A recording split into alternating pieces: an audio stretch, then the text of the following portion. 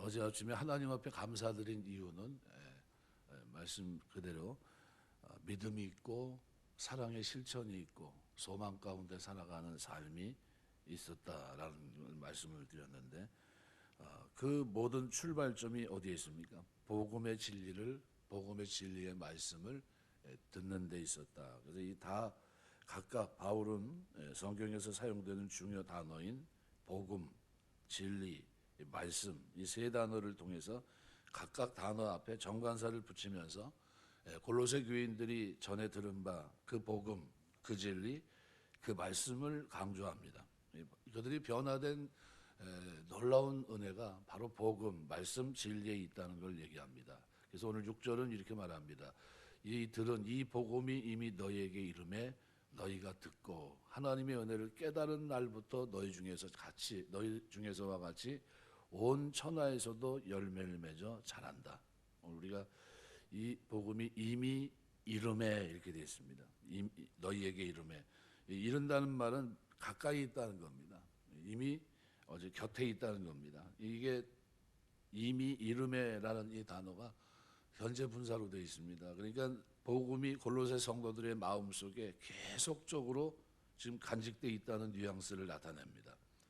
에바브라를 통해 복음을 들었던 7절 보시면 에바브라에게 너희가 배웠나니 이렇게 표현했는데 그에게 복음을 들었는데 그 이후 계속적으로 복음과 동행하는 삶을 살았다고 하는 것을 바울이 지적하고 있는 겁니다. 우리가 복음을 듣고 그 말씀을 깨닫고 열매 맺는 이런 은혜가 있게 되시길 주의 이름으로 축원합니다. 그래서 성령께서 역사해 주셔야 됩니다. 교회 부흥은 복음을 듣는 데부터 시작하는데 복음이 진리이고 구원의 길이라고 하는 것을 확신하지 못하면 믿음으로 수용할 수 없습니다. 그래서 성령께서 죄의 영향으로 어두워져 있고 완고해진 마음을 밝혀줘야 됩니다. 무딘 양심을 깨워줘야 되고 자신이 하나님의 심판을 받아야 할 죄인이라는 것을 자신이 확인할 때 십자가를 통한 하나님의 용서 그리고 부활의 새 생명의 마음이 열립니다. 바로 이것을 하시는 분은 성령 하나님이고요. 이 일은 전적으로 성령의 사역입니다. 요한복음 15장 8절 말씀입니다. 그러니까 성령께서 죄인을 예수께로 데리고 가야 됩니다. 한편 죄인은 주 예수 그리스도를 주님으로 맞아야 됩니다. 그러면 즉시 죄로 죽었던 영혼이 살아나고 심령이 새로워지고 삶의 변화가 일어납니다. 회개는요 열매를 맺어야 됩니다. 그게 참 회개예요. 도둑질하던 사람이 회개하면 자기가 땀 흘려 노력한 것 가지고 가난한 사람들을 돕고 구제해야 그게 회개입니다. 뭐 손을 끊었다고 해서 회개한 게 아니라 새로운 삶의 열매가 맺어져야 됩니다. 그래서 부흥하는 교회의 특징은 여러 가지를 오늘 본문을 통해 볼 수 있는데 첫 번째는 교회의 특징은 사랑이 있다는 겁니다. 8절 보면 성령 안에 너희 사랑을 우리에게 알린 자라. 그러니까 참된 부흥은 눈으로 볼 수 있고 느낄 수 있는 사랑의 실천이 있다는 겁니다. 에바브라는 바울에게 골로새 교인들이 사랑의 삶을 산다고 보고합니다. 그래서 너희 안에 있는 너희 사랑, 이걸 얘기합니다. 골로새 교회 성도들은 이 서로 사랑하며 살아가는 이 모든 것이 성령 하나님의 덕분입니다. 그들 속에 역사하시는 성령에 의해서 사랑의 삶을 살게 됩니다. 성령은 우리에게 예수 그리스도를 신뢰하는 믿음을 주실 뿐만 아니라 예수님의 사랑도 주십니다. 그 결과 우리가 예수님의 이 사랑을 다른 성도들과 주고받게 됩니다. 성령이 그럼 어떤 식으로 사랑을 일으키냐 하면 십자가를 통해 드러난 하나님의 사랑을 깨닫게 하는 데서부터입니다. 그리고 하나님의 사랑은 새 삶의 바탕이 되게 합니다. 이기적인 사랑에서 이타적인 사랑으로 마음을 바꾸게 하고 사랑의 삶을 위해서 희생을 감수하는 능력을 줍니다. 그러니까 용서의 마음을 불어넣고 악한 감정을 극복할 수 있게 합니다. 그러니까 우리가 전에 하나님을 알기 전에 행했던 그 모습과는 전혀 다릅니다. 그래서 사랑은 갈라디아서 5장 22절 말씀대로 성령의 열매입니다. 성령의 활동으로 우리에게 공급되고 유지되는데 그 본질이 사랑이에요. 그러니까 이 믿음, 소망, 사랑은 항상 있을 것인데 그 중에 제일은 사랑이라 한 그대로 사랑은 우리 삶에서 자연스럽게 나타나야 됩니다. 인간의 본성은 이기적입니다. 그래서 성령으로 복음을 깨닫고 주 예수와 그의 구원을 묵상하고 주를 따르기 시작하면 큰 변화가 일어나는 것을 체험적으로 알 수 있는데, 그것이 사랑의 삶입니다. 그래서 성령이 초자연적인 사랑을 우리 속에서 일으키고 예수님의 사랑을 반영하게 하는데, 그래서 세상은 비로소 우리가 예수님의 제자라는 것을 알게 됩니다. 뭘 통해서요? 저가 성경책 들고 교회 다니는구나, 그걸 통해 아는 게 아니라요, 그 삶의 사랑의 실천을 통해서입니다. 요한복음 13장 35절, 너희가 서로 사랑하면 이로써 모든 사람이 너희가 내 제자인 줄 알리라. 그러니까 초대교회는 사랑의 공동체로 세상에 알려졌습니다. 교회는 그리스도의 사랑을 회복해야 됩니다. 성령의 조명으로 복음을 명료하게 깨달아야 되고 믿음, 소망, 사랑의 공동체가 돼야 됩니다. 골로새 거짓 교사들의 가르침과 인간의 머리에서 만들어낸 종교 프로그램을 골로새 교인들이 무엇으로 막았는지를 가만히 생각해 보십시오. 바로 그리스도 예수 안에 너희 믿음과 모든 성도에 대한 사랑과 너희를 위해 하늘에 쌓아둔 소망, 이것으로 그들이 모든 잘못된 이단의 교리를 물리쳤다는 거죠. 오늘날도 교회가 이리때의 사상과 영향에서 보호되려면 복음을 바르게 전하고 구원의 진리를 굳게 믿어야 됩니다. 그리고 그리스도의 사랑을 배워야 돼요. 그리고 실천해야 되고 위의 것을 생각하고 땅의 것을 생각하지 말아야 됩니다. 교회는 하늘에 속한 것으로 부흥하는 것입니다. 하늘의 원천을 둔 믿음, 자기를 십자가에 내어주신 그리스도의 사랑, 하늘에 쌓아둔 소망으로 일궈지고 유지되는 겁니다. 그래서 믿음, 소망, 사랑이 없는 곳에 진정한 부흥은 없습니다. 그럼 우리가 초점을 맞출 때 신앙생활하면서 어디에 맞춰야 됩니까? 이 믿음, 소망, 사랑에 맞춰야 돼요. 믿음과 사랑과 소망, 그래서 여기에 초점이 맞춰져 있어야 됩니다. 두 번째로 부흥하는 교회는 누가 있냐면요, 신실한 일꾼, 피스토스라는 신실한 믿을 만한 디아코노스, 일꾼이 있어야 됩니다. 그래서 7절 보면 이와 같이 우리와 함께 된 종된 사랑하는 에바브라에게 너희가 배웠나니 그는 너희를 위한 그리스도의 신실한 일꾼이다 그랬어요. 왜 그런 얘기를 했을까요? 부흥은 진리의 복음을 성령의 능력으로 가르치고 설교할 수 있는 준비된 일꾼들이 필요합니다. 에바브라에 대해서 칭찬을 바울이 아끼지 않는데, 그것은 그리스도를 위해서 모든 것을 감수하는 복음 전도자였기 때문입니다. 골로새 지역 그리고 인근의 라오디게아, 히에라볼리에서도 복음을 그는 전했고, 또 그는 복음을 골로새 교인들에게 바르게 가르치면서 열매를 맺게 했습니다. 열매를 맺는다고 하는 것은 무슨 얘기냐면요, 농사 짓는 사람이 열매가 맺기까지 어떤 과정을 거칩니까? 심는 것서부터 토양서부터 그다음에 어떻게 환경 모든 걸 갖춥니다. 그리고 난 후에 맺혀지는 게 뭡니까? 기대했던 열매입니다. 그러니까 열매가 맺는 그 과정에 일련의 과정 속에 최선을 다했던 겁니다. 바울이 신뢰할 수 있는 사람이었고 교인들을 헌신적으로 섬겼던 사람입니다. 그는 그래서 골로새서에서는 그를 표현하면서 4장 2절에 그는 어떤 사람입니까? 말 그대로 진짜 열심히 섬겼던 사람이에요. 4장 12절 보면 이렇게 말합니다. 그리스도 예수의 종인 너희에게 온 에바브라가 너희에게 문안하니라. 그는 항상 너희를 위해 애써 기도하여 너희로 하나님의 모든 뜻 가운데 완전하게 확신 있게 서기를 구한다. 어떤 사람입니까? 기도로 늘 섬겼던 사람이에요. 우리 신실한 일꾼은 어떤 사람입니까? 기도로 섬기는 사람들입니다. 우리가 살아가면서 하나님을 섬기고 교회를 섬길 때 여러분의 기도 생활이 힘이 있게 되시길 주의 이름으로 축원합니다. 기도를 하셔야 돼요. 그러니까 자신의 유익을 챙기는 이기적인 동기가 하나도 없습니다. 그래서 13절은 그가 너희와 라오디아께 있는 자들과 히에라볼리에 있는 자들을 위해 많이 수고하는 것을 내가 증언한다. 어떤 수고예요? 수고하는 것 얘기합니다. 많이 수고했다. 최선을 다한 걸 말합니다. 성도들의 영적 성숙을 위한 것이라면 어떤 수고도 마다하지 않았습니다. 투옥되어서도 신세에 나타나지 않았고 오히려 그 투옥이 그에게는 중보 기도의 기회로 삼았습니다. 4장 12절 말씀대로 아주 기도하는 사람이었어요. 다른 성도를 위해서 애써 기도합니다. 애써 기도한다는 이 표현은 뭐와 관계되어 있습니까? 예수님께서 겟세마네 동산에서 땀 흘려 기도하는 이거와 비교할 수 있는 겁니다. 바울은 에바브라가 날마다 성도의 이름을 대하면서 중보하는 기도를 들었을 겁니다. 그럼 골로새 교회는 큰 교회인가? 아니요. 기껏해 한 15명 정도 이제 교회 형태를 갖춘 그런 교회입니다. 근데 그 교회 성도들을 놓고서 끊임없이 어떻게 기도했다는 겁니다. 그러니까 바울이 에바브라를 칭찬한 것은 함께 옥살이를 하면서 그의 사랑과 헌신을 지켜봤기 때문이에요. 그의 기도의 초점은 성도들이 영적으로 성숙하고 하나님의 뜻을 분별하고 거짓된 가르침에 흔들리지 않고 예수 안에서 굳건히 서 있는 삶을 위해 기도했던 겁니다.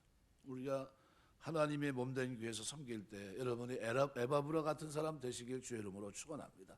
말없이 신실한 일꾼으로 기도하면서 열매 맺어 자랄 수 있도록 그들이 하나님 믿음 안에 바르게 세워지고 그들이 사랑에 실천할 수 있는 사람이 되게 하고 그들이 하늘의 소망을 가지고 살 수 있는 이런 사람이 될 수 있도록 기도했다는 겁니다. 교회 부흥은 그래서 신실한 일꾼들이 필요합니다. 아프리카에는 유명한 선교사 리빙스턴 같은 사람들이 헌신했습니다. 그는 신실한 일꾼이에요. 중국에는 허드슨 테일러 같은 사람들, 인도에는 윌리엄 캐리 같은 사람들, 우리나라도 언더우드나 아펜젤러 같은 사람들은 우리나라이죠. 엄청난 암흑 속에 있던 이 나라를 깨운 믿음의 종들입니다. 아주 신실한 일꾼들이에요. 그들의 기도와 헌신으로 그들의 피로 이 땅이 하나님의 복음화되는 데 결정적인 역할을 했던 겁니다. 그들이 많은 기도와 그들이 섬김이 없었다고 한다면 오늘 한국 교회가 어떻게 세워질 수 있었겠습니까? 마찬가지예요. 오늘 우리가 살아가면서 어떤 사람이 돼야 될까? 하나님, 내가 에바브라와 같은 사람 기도로서 힘써 애써 돕고 신실한 일꾼으로 열매를 맺는 그 일에 쓰임받는 사람이 될 수 있도록 하나님 나를 붙들어 주옵소서라는 기도는 너무나도 중요한 기도라고 생각이 됩니다. 그런 믿음의 사람 되시길 주의 이름으로 축원합니다. 그래서 부흥은 이렇게 신실한 일꾼도 필요하지만 그런데 또 하나 있어야 될 요소가 있는데 그것은 가르침입니다. 지속적인 가르침입니다. 또한 온 천하에서도 열매를 맺어 자라는도다. 성도들은 주 예수를 믿는 순간 흑암의 권세에서 하나님의 아들의 나라로 옮겨집니다. 복음을 듣고 하나님의 은혜를 깨달아 성도가 됐지만 복음의 진리를 다 깨달은 것이 아닙니다. 그래서 우리에게는 뭐가 필요합니까? 하나님의 은혜가 필요해요. 창세기 7장에 보시면은 이제 노아에 대해서 얘기하는데 노아는 당대 완전한 자를 하나님과 동행했는데 그러나 노아는 하나님께 은혜를 입었더라 이렇게 돼 있어요. 뭐가 필요합니까? 노아가 그렇게 살 수 있었던 것은 다 뭐예요? 하나님의 은혜. 바울로 표현하면 뭡니까? 나의 나 된 것은 하나님의 은혜로 됐다는 거예요. 이 노아가 120년을 순종하면서 그 길을 걸어갈 수 있었던 능력이 어디 있습니까? 하나님의 은혜에 있어요. 순종하며 120년 동안 그 고진 하나님 말도 안 되는 그 일을 방주를 짓고 그 조롱과 모든 핍박과 그리고 말도 안 되는 한 번도 본 적이 없는 홍수가 나 멸망하는 이것을 선포하며 살아갈 수 있었던 이 모든 것은 다 뭡니까? 하나님의 은혜예요. 그러니까 고린도전서 15장 10절에 기록한 대로 사도 바울이 나의 나 된 것은 하나님의 은혜로 된 것이다. 내가 다른 사람보다 더 많이 수고했는데 그것은 내가 아니여 나와 함께한 하나님의 은혜다라고 표현하고 있는데 마찬가지입니다. 오늘 본문에 우리가 살아가면서 뭐가 필요합니까? 은혜가 필요해요. 그래서 오늘 본문의 6절에 보면 이렇게 표현합니다. 이 복음이 이미 너희에게 이름에 너희가 듣고 참으로 하나님의 은혜를 깨달은 날부터 그랬어요. 은혜를 깨달으면 인생이 달라지고 열매를 맺습니다. 은혜를 깨닫는 은혜가 있게 되시길 주의 이름으로 축원합니다. 이 은혜가 나와 함께 이 은혜가 평생을 함께 합니다. 내 인생을 올곧게 세우고요. 내 인생이 하나님의 뜻대로 살게 하고요. 이 은혜의 폭은 너무나 커요. 성도 된 날부터 계속해서 구원의 진리를 깨닫게 하는데 은혜가 필요합니다. 하나님을 더 알아갈 수 있도록 합니다. 이 은혜가. 그래서 바울은 골로새 교인들이 1장 9절에 보면 하나님의 뜻을 아는 것과 1장 10절에 보면 하나님을 아는 것에서 자라가게 하실 것을 기도했는데 누가 필요합니까? 여기에 하나님의 은혜가 필요한 겁니다. 우리가 주 안에서 자라가게 되시길 주의 이름으로 축원합니다. 복음은 처음부터 있는 그대로 바르게 깨달아 그래야 속에 열매를 맺는데 복음을 그냥 듣는 것과 복음을 깨닫는 것은 완전히 질적인 차이가 있습니다. 내게 하나님의 은혜를 깨달은 날이 있게 되시길 주의 이름으로 축원합니다. 이것을 깨달아야 인생이 달라져요. 삶이 달라지고 열매를 맺고요. 그가 믿음 가운데 있고요. 그게 사랑에 실천할 수 있고요. 이 은혜를 깨달아야 소망 가운데 기다리며 살아갑니다. 이 시대에 가장 귀한 사람들이 어떤 사람일까요? 심판에 대해서 얘기할 수 있는 사람이에요. 그 당시 120년 동안 노아가 그 심판에 대한 얘기를 했을 때 사람들은 뭐라고 그랬을까요? 미쳤다고 그랬을 겁니다. 아니 미친놈이라고. 지금 비가 한 번 와서 이 땅을 덮은 적이 한 번도 없는데 이 마른 땅에 무슨 날벼락이야. 말도 안 되는 소리를 저렇게 하고 있어. 그리고 산에다 뭘 짓고 있어요? 방주를 짓고 있어요. 그런데 그게 다 뭡니까? 하나님의 은혜였어요. 은혜로 그 길을 걸어갑니다. 그러니까 하나님의 은혜예요. 네 번째로 우리가 본문을 통해 알 수 있는 것은 열매는 부흥의 증거입니다. 그리스도 안에서 복음의 진리로 새로 지음을 받은 새 창조의 수확입니다. 고린도서 5장 17절 보면 그런즉 누구든지 그리스도 안에 있으면 새로운 피조물이라 이전 것은 지나갔으니 보라 새 것이 되었도다. 예배소 2장 10절 우리는 하나님이 만드신 바라 그랬어요. 이 복음 진리의 말씀 5절에 기록한 진리의 말씀, 복음 진리의 말씀 이것이 골로새 지역에 뿌려졌는데 새 생명이 싹 터오릅니다. 복음은 죄와 사망의 땅에서 성령의 활동으로 새 창조를 일으킵니다. 그래서 새 창조는 예수님께서 재림하시고 온 세계가 새하늘과 새 땅으로 변화될 때까지 계속되는 일련의 과정이에요. 그러니까 복음이 복음돼야 돼요. 새 창조는 믿음의 공동체로 출발해서 사랑의 향기를 풍기면서 완성된 새하늘과 새 땅에 대한 하나님의 약속들을 소망하는 일을 자신의 표적으로 삼습니다. 그러니까 우리가 살아가면서 우리 신앙생활은 뭐예요? 이 세 가지가 어우러져 있어요. 복음을 받았으면 그 믿음 가운데 구원받은 증거가 있고요. 열매 속에 사랑의 실천이 있고요. 살아가는 그 속에 인내하면서 소망 가운데 살아가는 기다림이 있다는 겁니다. 바울은 이 창조의 표식이 골로새 교회에 뚜렷이 드러났다고 봤기 때문에 하나님께 항상 감사했어요. 그래서 뭐라고 기도하면 3절에 우리가 널 위해 기도할 때마다 하나님 우리 주 예수 그리스도의 아버지께 감사하노라. 그 이유가 뭡니까? 믿음 안에 있고 사랑의 실천이 있고 소망 가운데 살아가는 기다림이 있었기 때문이죠. 그래서 오늘 6절에도 보면 이렇게 말합니다. 하나님의 은혜를 깨달은 날부터 깨닫다는 이 단어가요. 어떤 사실에 대해서 철저히 안 것을 말합니다. 그러니까 이게 에피기노스코라는 단어인데요. 이 직설부 부정 과거형입니다. 그러니까 골로새 사람들이 에바브로가 가르치는 복음을 듣고 그것을 어떻게 해요? 철저히 깨닫게 됐다는 거예요. 그리고 맺혀진 게 뭡니까? 가는 곳마다 열매를 맺어 자라는 역사가 일어났다는 겁니다. 그 복음은 어떻게 들어야 됩니까? 철저히 깨달아 들어야 되는 겁니다. 하나님이 우리에게 복음을 바르게 이해하고 바르게 깨닫는 그런 축복이 저와 여러분에게 있게 되시길 주의 이름으로 축원합니다.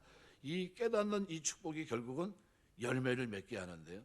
열매를 맺었다는 이 단어 자체가 어떤 일에 좋은 결과가 나타나는 현상을 가르칠 때 쓰는 그런 단어입니다. 이 단어도 현재 분사예요. 한 번 열매를 맺고 끝난 것이 아니라 계속적으로 지금도 일어나는 현상으로 묘사하고 있습니다. 그래서 진리의 복음이 선포된 곳에서 진리의 선한 열매가 끊임없이 맺어지고 있다는 거예요. 그러니까 우리가 하나님의 복음으로 진리의 그 은혜 가운데 이 복음이 깨달아진 그날서부터 지금까지 그죠? 변함없는 모습으로 열매를 맺고 있다는 거예요. 이 복음은 하나님의 말씀으로 생명과 구원의 능력이 있기 때문에 로마서 1장 16절 17절 말씀대로 복음이 심어지는 곳마다 영적 열매를 맺게 되어 있습니다. 이때 맺어지는 열매가 갈라디아서 5장 22절 23절 성령의 열매야. 성령의 열매는 사랑과 희락, 화평, 오래 참음, 자비, 양성, 충성, 온유, 절제 9가지.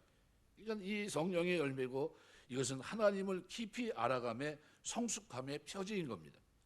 그래서 이 6절을 보면 여기서 어떻게 해요? 열매를 맺어 자라는도다, 자란다. 성장한다는 거예요. 그러니까 그리스도를 닮아가는 과정을 가리킵니다.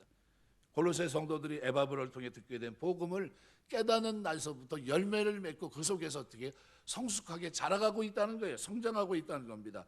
이 영향이 어디까지 미칩니까? 온 천하에서도 열매를 맺어 자란다 이렇게 표현하고 있어요. 그러니까 복음은요 그죠? 어느 토양이 됐든 간에 심어지면 역사가 나타나요. 제대로 깨달으면 하나님의 은혜가 그 속에서 제대로만 알려지면 어떻게 돼요? 자라는 역사가 일어나는 겁니다. 오늘 8절은 이렇게 말합니다. 성령 안에서 너희 사랑을 우리에게 알린 자다. 에바브라에 여러분이 성령을 통해 사랑의 생활을 하고 있다는 소식을 우리에게 전해준 사람입니다. 공동 번역은 그렇게 번역하고 있는데 이 에바브라의 이 보고 가운데는 바울이 걱정할 만한 거짓 선생들의 가르침에 대한 보고도 있습니다. 그럼에도 바울은 골로새 교회에 대한 에바브라의 소식 중에서 제일 먼저 성령 안에서 행한 그들의 사랑에 관해 얘기하고 있습니다. 이것은 우리의 삶을 한번 분명히 알려주고 있습니다. 그래서 우리가 살아가면서 여기 이 고한다는 이 성령 안에 너희 사랑을 우리에게 알린다라고, 델로사스라는 이 단어는 선언한다, 무엇을 분명히 알게 했다라는 겁니다. 한 사람의 마음속에 가지고 있는 자신의 감정, 생각을 다른 사람에게 분명히 보여줄 때 사용되는 단어가 이 델로사스라는 단어입니다. 그런데 여기 8절에 보면 성령 안에 너희 사랑을 우리에게 알린 자다, 아주 확실하다는 겁니다. 그 사람의 삶을. 그래서 여기 마지막에는 성령 안에서 푸뉴마티, 사랑의 운동이 성령의 활동 결과로 발생한 것을 분명히 말씀합니다. 말씀 맺겠습니다. 에바브로 같은 신실한 일꾼으로 우리가 복음을 전하며 사는 여러분의 삶이 되시길 주의 이름으로 축원합니다. 기도하면서 하나님, 내가 하나님의 복음을 증거하게 하시되 에바브로처럼 힘써 기도로 섬기게 하시고 복음을 전하며 섬기면서 내가 섬기는 그 일들 속에 어떤 열매, 성령의 열매가 자라가게 하옵소서. 만나는 사람마다 믿음 안에 변화되게 하시고 만나는 사람마다 사랑의 실천의 자리로 나아갈 수 있게 하시고 만나서 복음을 전하고 들은 그 사람이 하나님의 은혜를 깊이 깨달은 그날서부터 변함없이 하나님을 사랑하고 소망 가운데 사는 사람이 되게 하옵소서. 이 아름다운 기도는 오늘 우리가 드려야 되고 그렇게 살아내야 될 우리의 삶인 줄 믿습니다. 살아가면서 에바브로 같은 그와 같은 신실한 형제의 삶이 저와 여러분의 삶이 되시길 주의 이름으로 축원합니다. 기도하겠습니다.